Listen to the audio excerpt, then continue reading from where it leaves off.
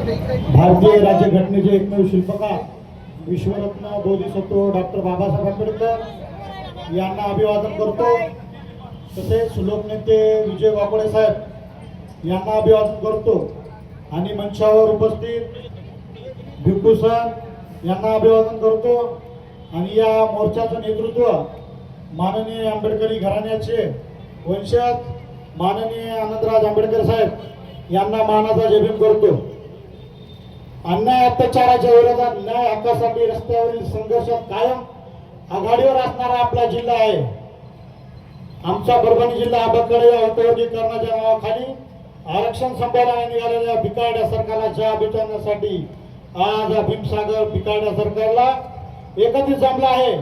हजारोच्या संख्येने उपस्थित झालेल्या आता भीमसागराला सचिन बारगुनेचा क्रांतिकारी जयभीम। आदरणीय सरसेनानी आनंदराज आंबेडकर साहेबांच्या नेतृत्वाखाली उपवर्गीकरणाच्या विरोधात आंबेडकरी समाजाने ठाम भूमिका। माझ्या मनापासून सलाम। बंधूंनो, सरकारच्या अजिंठा चालून अनुसूचित जातीमध्ये वर्गीकरणाच्या नावाखाली भांडणे लावण्याचा प्रकार सुरू केला आहे। लक्षात असू द्या, फडणवीस हा फूट आहे। त्यांनी मराठा बांधव आणि धनगर बांधवांमध्ये ओबीसी मध्ये फूट पाडले आहे।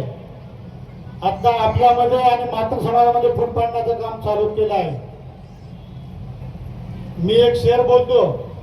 आमच्या परभणीचे भीमशाहीर यशवंतदादा लोखंडे म्हणतात, भीम के क्रांति से तूफान से गम से निकले, भीम जी के टुकड़ों पे पलने वाले कुछ कुत्ते बेईमान निकले। बाप से रक्षण, बाप से संविधान, बाप से रक्षण, बाप से संविधान और बाप को भूलकर कहते हैं कि हम 12 बाप से निकले।